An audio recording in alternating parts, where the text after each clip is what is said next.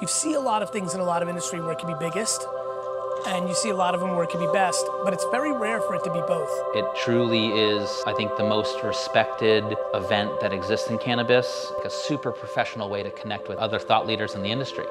Our goal through everything that we've ever done is to help elevate the standards at which we're operating, in which the outside world perceives us. Seeing the innovation that's happening in the industry, every year there's new product ideas, there's new brands launching. This is a make or break for a brand. We're all there for each other, so it's really nice to create friendships here.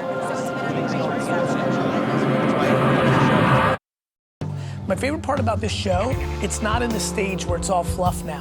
There's real fucking business that gets done here. Everything from coming here and meeting a retailer that can support your brand, that can take you to the next phase, to meeting a potential wholesale or manufacturing partner, to meeting a potential M&A partner. It's kind of this really interesting representation of what the industry always was, what you and me are going to do together to be able to eat together. Hall of Flowers, they do a wonderful job of finding sort of the best people and putting together an environment that feels inclusive and creative and inviting like cannabis is. I think that kind of idea of cannabis, how it came up in LA and California, is well represented in this convention. The inspiration for Hall of Flowers was to bring a professional B2B trade show to the cannabis market. The inspiration was really ramen. Hall of Flowers was started by myself, my partners in Green Street, and Aaron Levant, who did Complex Con and Agenda, and then Danny Diamond, who did the Liberty and Capsule and Project trade shows. For years and years and years, I went to Danny and Aaron's trade shows that they put on.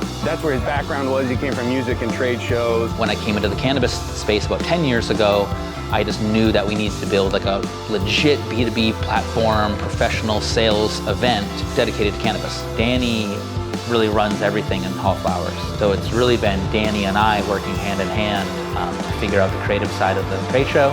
And you know, he would say that it was my dream, but he made it happen. We knew that we had a couple of those components there to do the show at a super high level. I grew up in the wine business, the liquor business. I used to always wonder what would happen with me if I was there when Prohibition was repealed. From the very beginning, when we partnered with Gary Vaynerchuk on Green Street, we spoke about this idea of doing the trade show. One of the opportunities was to own a piece of a meaningful conference, something that could help the space. He met Aaron and Danny. And I knew with my entry into the space that I could bring some exposure. I knew where I was in my career. And he was super down for it. Made everyone, I think, realize the potential that we have to come together.